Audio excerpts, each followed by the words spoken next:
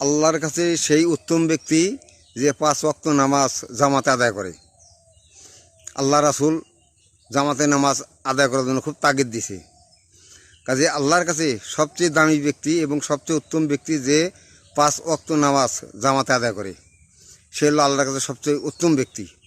আপনি মুফতি মুহাদ্দিস বড় বড় আলেম হয়েছেন, হাফেজ হয়েছেন, কিন্তু সঠিকভাবে নামাজ আদায় করেন না, আল্লাহর কাছে আপনার 4 আনা পয়সার দাম নাই। আল্লাহর কাছে সেই ব্যক্তি সবচেয়ে উত্তম যে 5 ওয়াক্ত নামাজ জামাতে আদায় করে। নামাজের ওয়াক্ত আসার সাথে সাথে মানে আউয়াল ওয়াক্তে যে নামাজ আদায় করে, সে আল্লাহর কাছে সবচেয়ে উত্তম ব্যক্তি, সে আল্লাহর কাছে সবচেয়ে দামি ব্যক্তি।